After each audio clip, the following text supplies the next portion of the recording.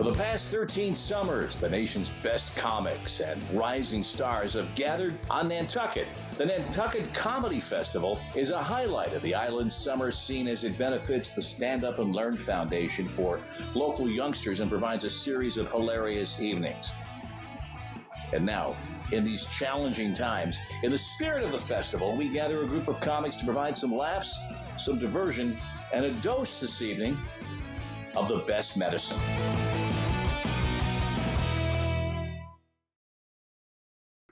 Well, welcome once again. It is Thursday evening time in the spirit of the Nantucket Comedy Festival. Welcome to the best medicine. I'm Bob Lee. That is Nantucket, as you know, from Great Point. And we are ready to welcome our guest this evening, a Boston-based comedian who not only plies his trade in the cruise ship industry, but assures us that he has better internet service than his friend Al Ducharme, who gave us last week. Say hi to Brad Mastrangelo. Hello, Brad. Hi, Bob. Great to be here. Hey, same here. Love the shirt. Great shirt. Yes. And good evening to the first lady of Boston comedy, a regular out at the Nantucket Comedy Festival, Christine Hurley. Good evening, Christine. Good evening, Bob. Thank you so much for having me tonight. Well, it was all Kevin's doing. He puts it together, and it's his mystical Amen. apothecary that puts it together. You know, only a handful of comedians have appeared on both The Late Show with David Letterman and The Late Show with Stephen Colbert. John Fish. Hey, John, how you doing? Hey, I'm great. Just call me Brad's understudy. Wow. With the Ronco Mr. Microphone, no less. And also, as always, the man who is not only the incredibly handsome and sophisticated executive director of the Nantucket Comedy Festival, but he has a huge ego. And that intro that he wrote underwent just one word of editing, but I was not going to write say what he wrote. I wrote down penis, and you wrote something else even ruder, and it's Kevin Flynn. Hello, guys and ladies. Hey, guys. Hey, Bob, just a quick correction as well. You said that was Great Point behind you. That's Brand Point. I'm sorry, Brave Point. Yeah, what do I know? Don't get your points confused. Exactly, yeah. 2 points for you. Here we go with our latest episode of the best medicine. What have we learned so far from our lockdown and our time with family and friends in close quarters? Who wants to offer the greatest wisdom we've achieved? My dog is sick of walking. My dog is back to his original weight of 6 pounds, 2 ounces. That's how many walks we've taken this damn dog. I went this morning to walk her. She gave me the finger. That's how bad this is. Give me the paw. Yeah, I dragged her. I dragged her around the neighborhood. You son of a bitch, we're going. Let's go. Do you put a mask on the dog? No, because I want everyone to get it. Okay? There, I said it. You want her to get it, I guess.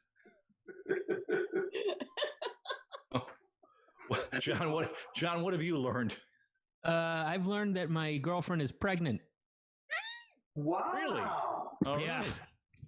Congratulations. Yeah. She wasn't going to tell me, and I just kept seeing her grow.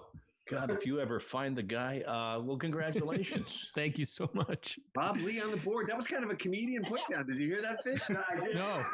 What do you say? That's not an Emmy award-winning journalist. Yeah. We're starting to rub off on him. So you hang around with enough comedians, you figure the first 3 things that they're going to say are going to be put down. So you just let it, it's just part of the conversation. Exactly. Except I don't insist on being paid in cash. You one of those Boston guys from the 80s, you like Coke. Well, all right, Kevin, take us back to the 80s in Boston. I'll tell you that's a really funny story, Fish, because I'm going to, Brad and John and Christine actually are all sort of behind me in groups. You kind of graduate in groups, like people you come up with. And it's a wonderful thing because you all suck, and then you all start to get a little better, and you all start to get work, and then you get in a car and you're driving to New Hampshire and Maine and wherever. You're doing gigs, you're talking, you get to know everybody, and you're pulling for each other. It's what I sort of loved about Boston. But I had a big thing with, from my soccer career, I always wanted mentors. Like, who do I want to be like? Who should I shoot for? Let me see. And I would watch the Boston guys, Sweeney, Gavin, Lenny, these guys were absolutely fantastic.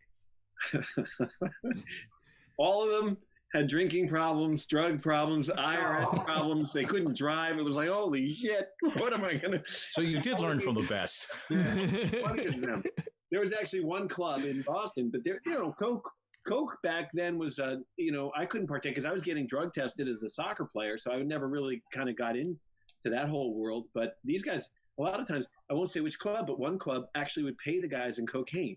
They'd say at the end of the night, they'd be like, "Do you want cash or cocaine?" And the guy's like, "Coke. I'll take the Coke." So a bunch of the guys got paid in Coke for a year or two, and then the IRS got on the comedy club, and the comedy club dropped a $10.99 for the Coke that they gave the guys. A gift in kind from Colombia. So people used to say, "Do you have a mentor, with your comedy career?" And I said, "I do, but not one of them actually has a license anymore." It's all. Well, it's actually Pablo Escobar, I think. Remember hey guys, who was the guy who used to do the joke? It was either Gav or Seisler. He goes, "Cop pulled me over." He goes, "You drinking?" He's like, "You buying?" Seisler. Seisler, huh? God, Seisler. I miss him. I miss him. God. Great. But Noxie, never Noxie, Captain Cocaine. Huge. Just say about Noxie. Noxie, during his act, and he never phoned it in. This guy just, no matter if he was at some little pub, a ground round in Saugus, whatever it was, he would put the pedal to the metal and he would hit it.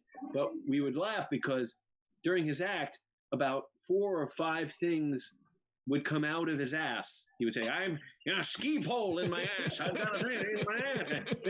So we used to say, "Noxie, when you have your HBO special," and he should have had one because he was we just thought there should be 2 big cheeks up behind his head, and like things I got a good Noxie story. just rotating in and out of his butt cheeks. It would have been. One day we were doing a show down near the Cape. It was Super Bowl Sunday. Someone had an afternoon comedy show. Genius. Oh, great night for comedy. Genius. And, so there were maybe 6 people, and the guy's going, the guy that owns the bar, can we delay it a little bit? Can we delay it? So now Nazi's out of his mind. And I'm not a big drinker. I'm with my wife. We're having a few. Nazi gets up and he's repeating jokes over and over. Then he brings up my wife on stage, who's never done. Goes, "Come on, Stephanie, come on, you can do this. Come on." My wife goes up and she's looking and she starts doing mime. It's time to do mime material. She goes, my father beat me. And Nazi just went out like this. "Come on, Stephanie, we can all do this. Let's go." I miss him. I love that guy. That's a good Noxie, actually. He's got a pretty good Noxie face, doesn't he? Well, Yeah. Noxie used to have the kickin' mullet. He had a mullet that was to here, and he would come into the comedy club at night after he played tennis, and he would have a shirt buttoned down, like one more button, his unit was going to pop out. And then his shorts were so tight and then small, you were waiting for something else to pop out on the other end. Noxie, and one night he walked in with like some orange shirt with a black square across the front of it. I go, "What is that shirt?" He goes, "My mother bought it at TJ Maxx. She said it made me look famous."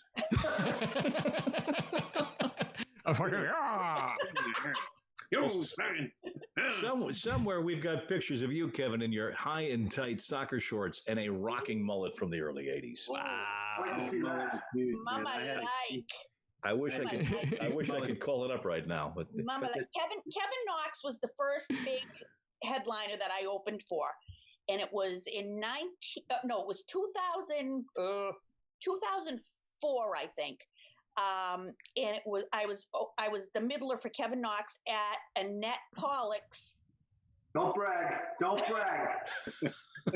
Go for those A gigs, huh? At Annette Pollock's Annette's Comedy Asylum. Yes, it was a big night for me. Big night. Yeah. And Annette, she smokes 2 to 3 packs of Camels a day. And she used to call the house all the time and try to get me to do more for free.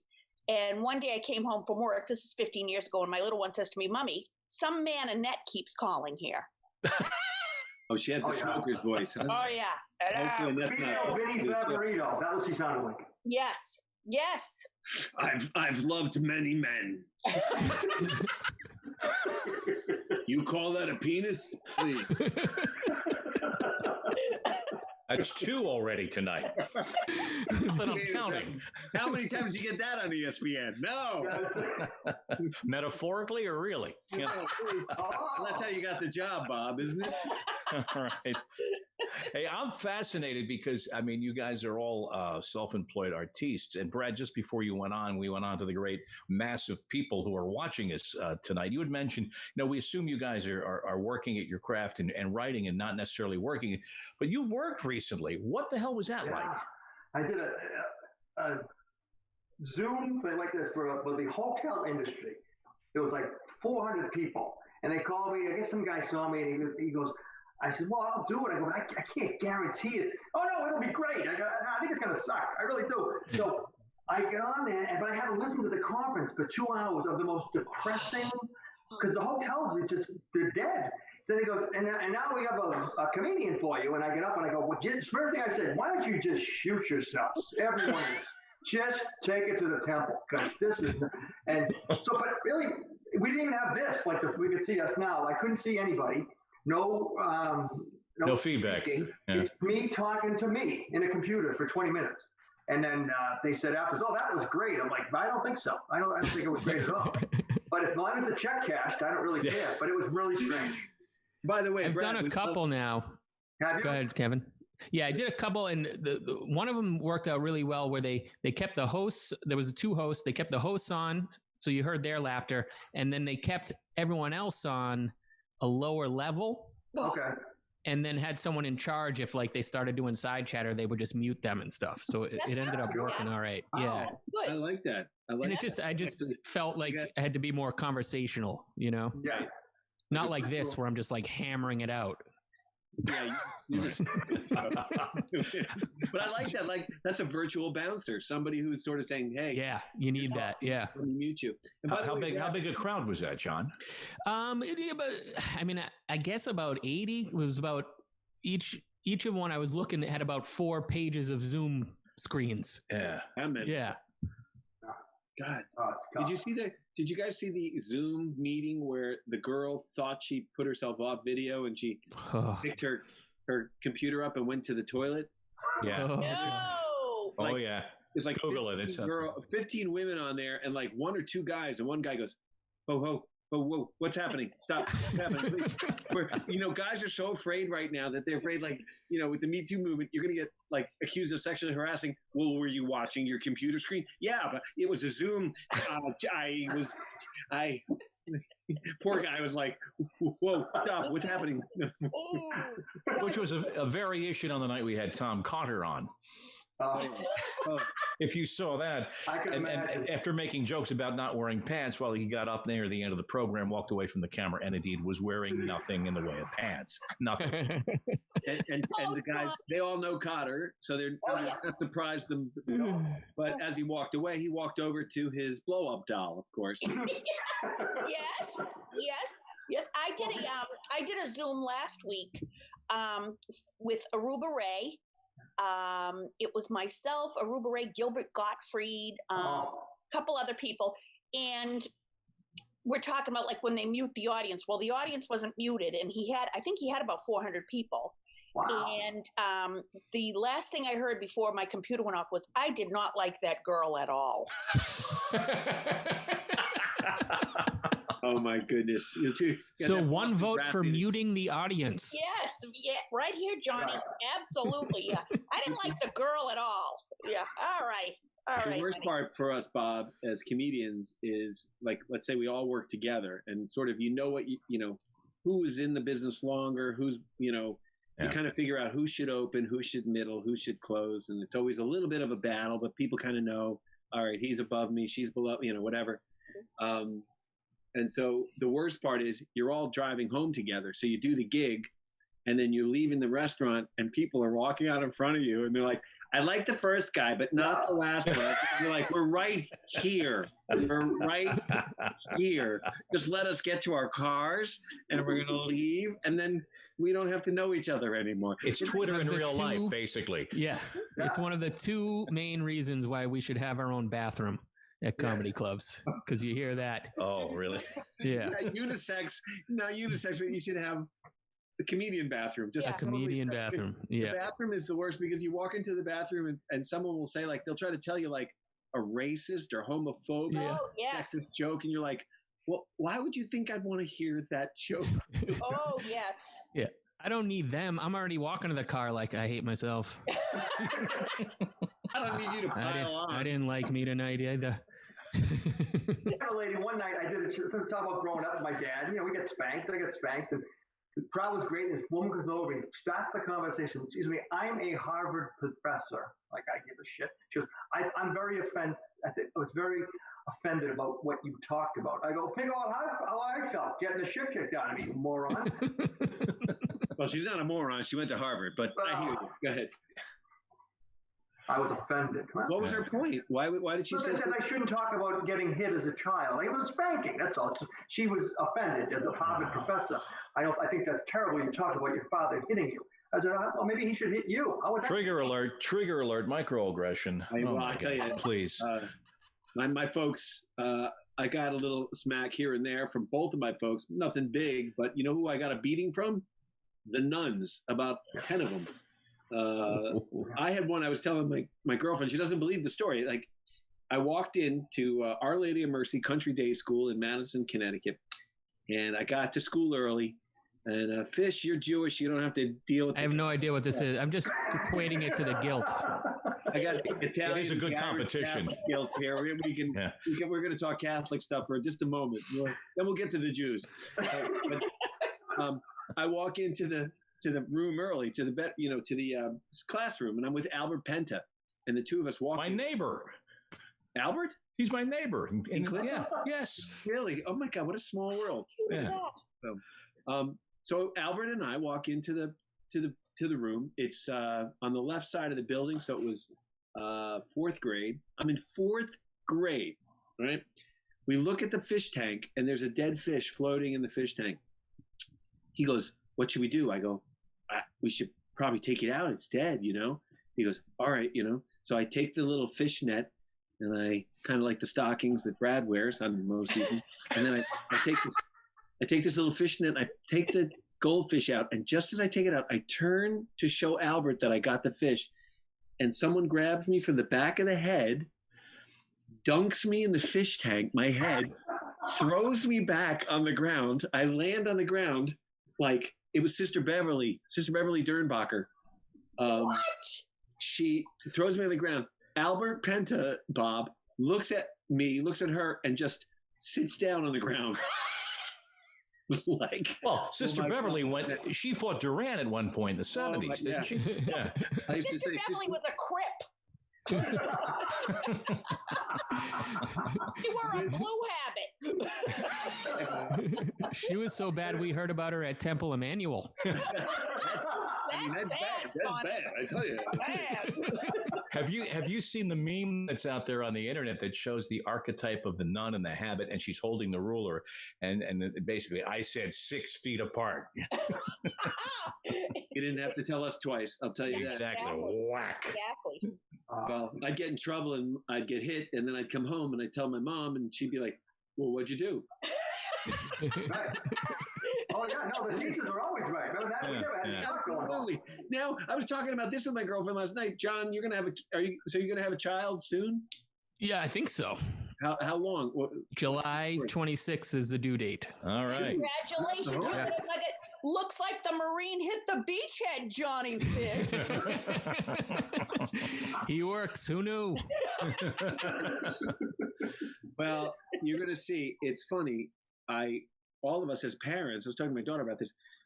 Everybody's trying to get their kids to like them now, like to be friends with them and everything else. Like, I was talking to my buddy yesterday. He was like, we wanted our parents to like us. We were trying to get our parents to like us, not having our parents, I hope our kids like us. Are they, it's crazy. They've completely flipped it on us. Mm-hmm. My father invited my friends over to the house to watch him kick the shit out of me. That's what he did. Well, I'm going to be an older dad, so by the time the kid decides whether or not they like me, I'll be dead. Doesn't matter. That's why I asked you, John, if you played sports in high school, because I was like, yeah, you play sports with your kids, but you're like, well, I never played sports, so. No, I played sports, I was not a huge soccer player. I think I stopped in like 9th grade. So, you Newton guy? Newton, Mass, yeah. North or South? South. Oh, well, North had the big soccer, dude. Yeah, they had a bigger school. My daughter plays South now. They're really good. Yeah. Oh, South is good now? Yeah. They're very good. Oh, you're in the dual county league? Bill County, yeah. Nice. We're going to be able to have soccer in the fall. That's how bad this thing is. They're still talking about that now. They might not have a fall season. It's crazy. How can you have a fall season, though? I did this on my podcast today. I don't know.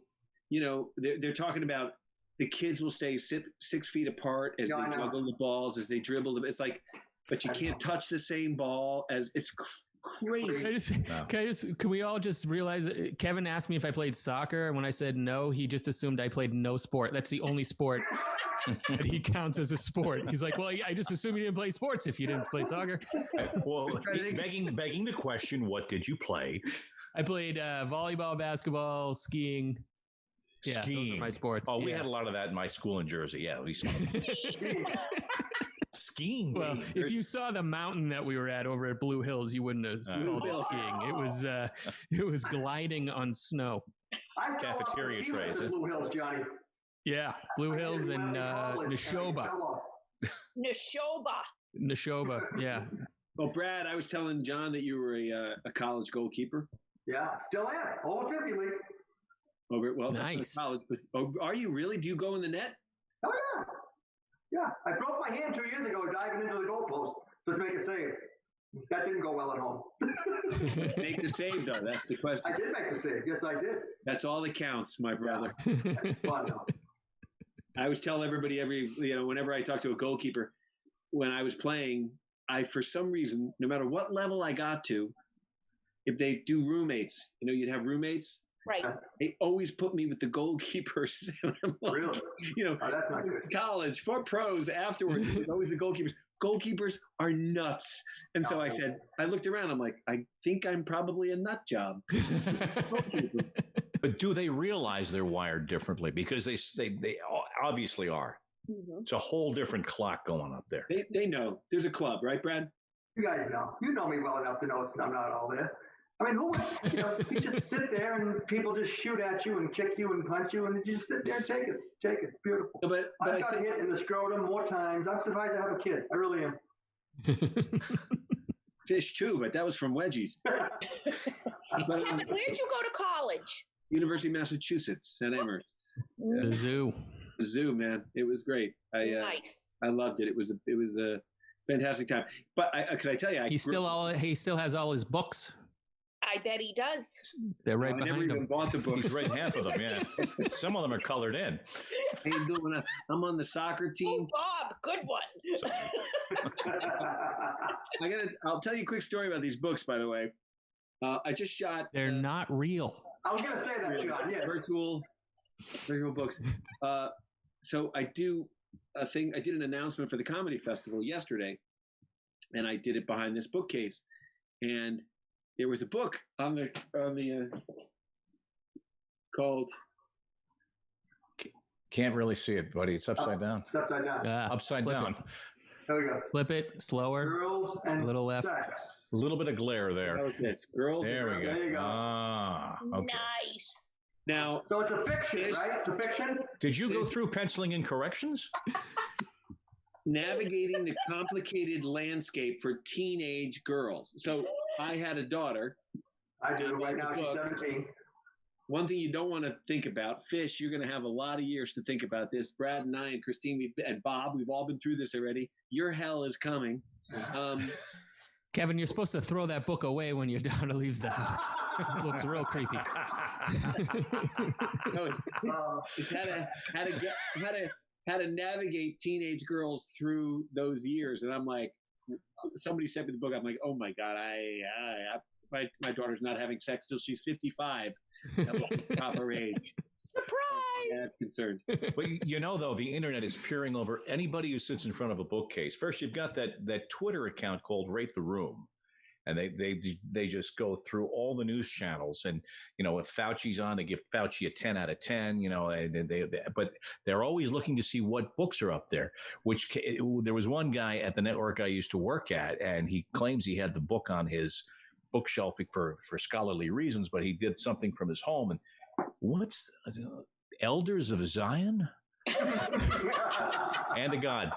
And there was a perfectly logical explanation for it because of his academic pursuits. But there it was, I was like, pull that down, I I just finished last night watching that Philip Roth remake. Oh, was that good or what? I liked it. It's scary. The Plot Against America. Plot Against I America. love Philip Roth. Yeah. And it's scary about how quickly things can possibly go south. That's what I took from that, where, well, we talked Catholic stuff before, but John, the Fish, the Jews say never again. You think, of course not, but then you watch how history unfolds sometimes, and it's very scary. It's very scary. Misinformation and sort of, so not to get too heavy, but Jesus, I was watching it last night just saying, my God, these are scary times, because it reflected sort of a lot of what's happening today in some ways. Kevin, what's your take on stand-up? What do you think? Thank you for getting me out of that quagmire. From Nazis to stand-up, just like that. Exactly. I mean, that's an easy segue, but I appreciate it, Hurley. You're good. Stand-up, I think, is interesting. I think for me right now, I'm thinking when I get back, I talked about this last week when you couldn't hear me because of Al Ducharme, but I got to come out with a new half hour because I don't see sitting for 3 months, not even working at all, and not coming out with anything. I mean, you got to kind of have what I started to realize with stand-up comedy and writing, of course, everybody here, Bob, that you see on this panel can do probably an hour and a half of comedy, right? Right. If they had to. So after 2 hours at a temple. At a temple, you kill temples. People. One person, Fish. I was up for one of those Johnny Lampert gigs, and they were like, he recommended me, and then they said okay, and they sent my picture and something else. They said we don't want him, and they said why not? He goes, well, he kind of looks like Mel Gibson. I'm like, wow, okay, his bad. Wow. That hurts. Ow. But you know what? It's interesting, and I was talking with a comedian. Now that we're not working, where we're used to going out every night and socializing and getting up on stage, and the energy of getting on stage and then trying to come down and put that anywhere, Bob. So the energy of coming home and driving home, and then sort of processing the gig and the check and all that stuff. We're not doing any of that stuff now. You get paid? Yeah, I get paid. But yeah, that's all. Did you get paid? All right, then shut up. Quit complaining. Right. But it seems like writing new material because if all of us have an hour and a half that we can do, but writing new material, it seems, this is a question I'll pose to the panel. Is it more for us than it is for them? Because we get so bored after a while, or I think so. What do you think? Well, I think by the time we get back to doing comedy, my old stuff will now be my new stuff. That's how long it's going to be. That's probably truer than you want to admit, though. It really is. When you think about it, I mean, it's the same thing. When people think about, would you go out to a restaurant where you have to sit, for example, if down in Florida, 25% capacity, seats 6 feet apart or tables 6 feet apart, and your help is wearing a surgical mask, and you're supposed to relax and enjoy yourself, right? Why would you go out? I mean, I can't tell you the number of concert tickets I've had, and even tickets to see Kevin and Jackie Flynn in Fort Myers with a group of people. When will you ever be able to go out and sit together in a group of people? I mean, you guys that have done the Zoom shows, God bless you for being able to do those, but the communal energy of enjoying an evening and feeding off each other and having that sense of the room, Lord knows when that's going to return. And when people do go there, will they want to be reminded of what was, or will they want to go way back to just what was really normal? Yeah. It's scary, dude. I have no idea when it's going to come back. I really don't. I'd like to think sooner, but like you said, people are going to want to go out and sit next to people. I don't know. The only advantage I see that we have to some of the other big entertainment venues is that we can do it for smaller people. Right. So whereas like a Broadway or, stadiums, at least, they have to wait much longer.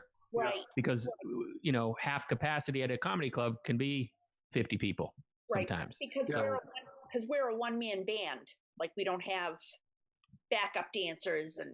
Yeah. Oh, but Christine, there are many nights. For yourself. There's many nights I wish I had them. How many nights, guys, have you been working and being like, I wish I could play the guitar, sing, mime, anything. Someone call me a puppet, goddamn! Give me a puppet. Many nights. And Bob mentioned working with Jackie Flynn, which is a lot like having coronavirus. Oh, okay. That could be a new low. I love it. I love Jackie. One of my besties. But that it is interesting that the thing is, as you move up in this business, you sort of get away from the hell gigs so much. You pick and choose what you want, and I think I'd take one now. I would love to jump up on stage at a pub somewhere and just. Dick Doherty's coming back. Dick Doherty will be coming back. Dick Doherty, my very first gig, Brad. This guy's legendary, Bob. Dick Doherty was represented by William Morris. He was a singer, guitar player that did these little ditties and was really well paid, was in Vegas and all kinds of stuff. And he was sort of ahead of the whole game. And then through the basic, behind the music story that a lot of comedians go through, 3/4 of the way through the show, drugs, alcohol, falls off the face of the earth kind of thing. But my very first paid gig was Nick DiPaolo and I went down to the Cape with Dick Doherty was driving. Nick and I and Cindy Freeman were in the car. So we go down there and Nick and I both do well. Cindy bombs, Dick bombs with a guitar. So things aren't going well. You're bombing with a guitar. That's tough. Yeah, that's some Paul Wayne shit right there. That's another name. God, Paul Wayne.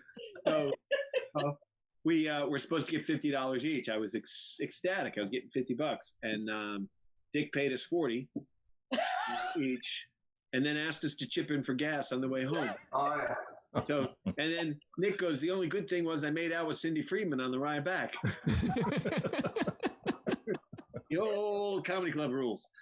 Well, I'll tell you a quick Dick Doherty story. When I was just starting, he had me go do this club, Rolls Royce in Mattapan.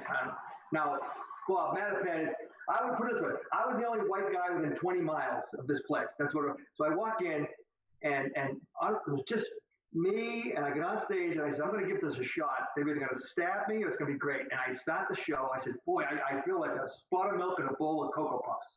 And they loved it. And remember Carl Yard? Do you know Carl Yard? Oh, yeah. They attacked him. He's a black guy. 2 big women attacked him after me. Long story short, the guy goes to pay me for Dick. He goes to give me $800 in cash. And I go, no, I'm not taking that cash. He says, no, this is for the show. You got to give it to Dick. I go, no, I'm not taking it. I said, I was born in Chelsea. I know what's going on. There's a white guy taking $800 with the cash. He goes, no, there's a cop here. I go, good. 6 more bullets in my chest. That's fantastic. So Dick calls me the next day all upset. You should have taken the money. So I says, Dick, look, there was only $4. All right, that's all I got. And I robbed him out of $675. There's a lot on that story. My goodness. I'd probably get robbed more in Chelsea, I think. Oh, yeah, you would. Mattapan. My God. That's not there anymore, but that was cool. Back in the early 80s, there were all kinds of towns you could get. Charlestown. I lived in Charlestown for like 2 weeks. And boy, that was a tough ass town, man. I think if you. And now you couldn't get in Charlestown for less than $2 million now. Right. You're telling me, come by Newton sometime. Oh, crazy. Oh, yeah. The gang violence in Newton, Johnny, has gone nuts. It's crazy. They got the sugar. You buy the wrong ice cream there, you're done for. You got the Brew, you got the Abercrombie. They'll do drive-by auditings. Very good. See, you're writing new jokes. Yeah, right here. That's what we're working. They're like from the 80s, though. You get robbed in Mattapan, people are racist in Charlestown. The Jews will audit you, and all these stereotypes that our parents laughed at, but we can't laugh at anymore in the clubs. Johnny, I did a show at a temple once. True story. They have me for dinner, and the guy says, the rabbi says, "Yeah, I want you to have some brisket." I didn't ever had brisket, and I says, I don't know what brisket is, but I do know what a bris is, so I don't want it. So I'm gonna pass. Takes off the. All right. Yes. Go for the third. Go ahead. So who's been writing though? Is there some lockdown material that is ready to roll when it's time to get out there, or is it one of those things Little bit. Your way through using it, or? Yeah, I mean, I even just doing the podcast that I do, like I got some feedback from people that they didn't want to hear so much about it because they're trying to escape from Right. hearing about it. And we're all going to have a few minutes about it. How can you not? But I think you got to have more than that. So I've been writing a little bit of both, some personal stuff. I got a lot of juice coming from the new life. Baby. You and Alexandro, Ted Alexandro. Yeah. The baby. Oh, you wait, Fish. Your life is gonna suck. Start banking your sleep now. Yeah. That's the biggest. I think that's the one thing that I have done in my life is I have logged in enough hours of sleep. Good. You think so? I can remember when I had 5 babies. I had 4 in diapers, and I used to eat a grilled cheese every day at 12 noon in the bathroom. Best place to eat one. Because she got locked in there. And I can remember 10 sets of little fingers under the. Mommy, are you in there? Mommy, are you in there? Mommy. Yeah, it blew a bag of donkey dicks. Let me. Fucking the most miserable time of my life. It sounds better when a woman says it, doesn't it? Right? Yeah, it really does. And Johnny, they're going to tell you, you got to start saving for college. I started saving the night of conception. That's what I started saving for college. I had my accountant on the phone. I said, I think we're good. Yeah, my kid's dumb. We're going to keep her out of college. So we've got the 5 kids, John, and my oldest, she graduated with a 1.4. Graduated in Braintree. She's like, when I go to college, I'm like, please, we're not putting our money on you. So out of the 5 kids, we've had 1 go to college. Pretty proud of that. That's all right. We're looking at colleges now, and there's no one on campus. It's really fun. My daughter says, could I go here? Sure you could. No one else is. You imagine sitting home paying that top flight tuition to do a Zoom like this. Yeah. I mean, imagine if we were college instructors, what we could be pulling down for this right now. I know. They're not going to ask for the same amount of money. I think they're going to try. Wow. Especially the bigger the school, the bigger the name, the more cachet behind it. I mean, they got more standing because if you won't pay it, you'll pay it. Well, I think they're going to forgive the loans. Student loans? Talking about that. Yeah. I think these kids are going to get their loans forgiven. When they talk about forgiving the loans, a lot of that discussion is about people in their mid to later 20s or early 30s who really have just it's been accumulating and compounding through the years. Kids today don't pay their own way. We pay. No. The parents take the hit and the heat. You hear that? Think about it. If you're going to do a Zoom class, you could go to like a community college for the semester and transfer it all over. Why would you pay $60,000 a year, for the first half to 60? I'd be happy if mine was 60. But I would tell you what they don't. If anyone bring a violin? They don't let you transfer credits in. You can't. I told my kid to take a class and then transfer the credits in now that she's for the summer or something, and they won't let you transfer them in.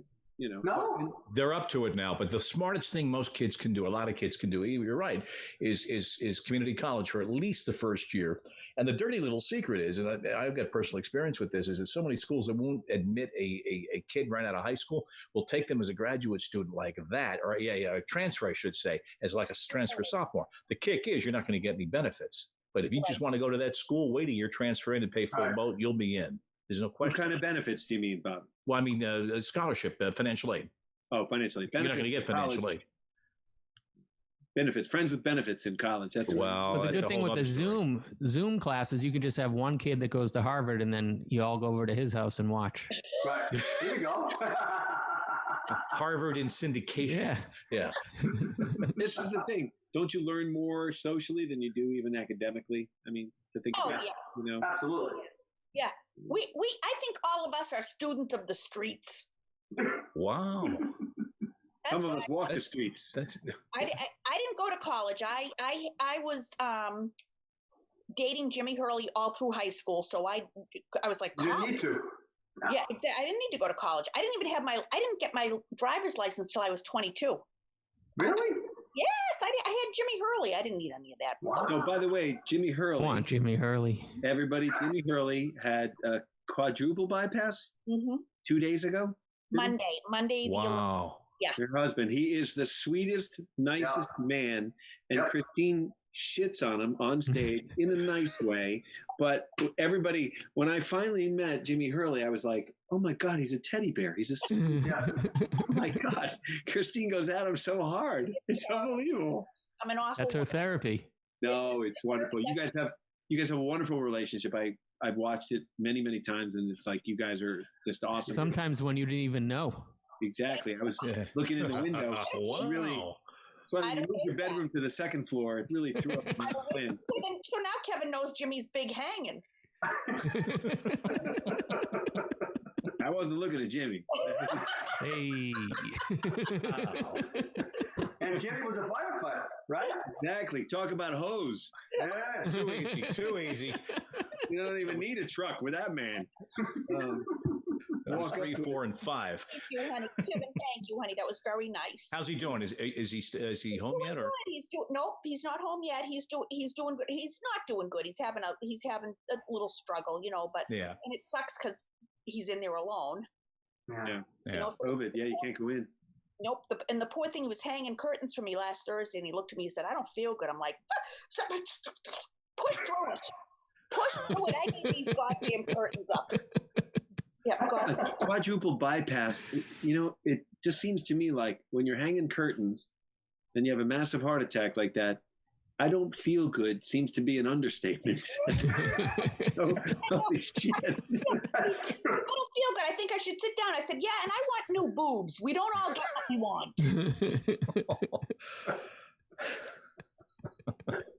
Well, on that cheery note, well, I tell you what, this has been more than fun. John Fish, congratulations on the Thank you so much. Thanks for having me, guys. That is outstanding. Christine, you're a doll for doing this, considering everything going on in your family's life. Best to you and your hubby. I'm so medicated. Thank you, honey. That's great. Brad, good to see the hands. Love the shirt. Yeah. And hey, by the way, someday, Bob. All righty. Brad, by the way, we love what you've done with the room. I mean, No books here.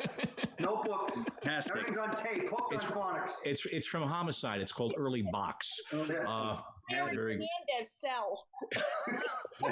difference being he's still alive. Exactly. Unless you see him on stage, then well, we could stay here for hours, but we're not getting paid. Not? Take care, all. Lying bastard.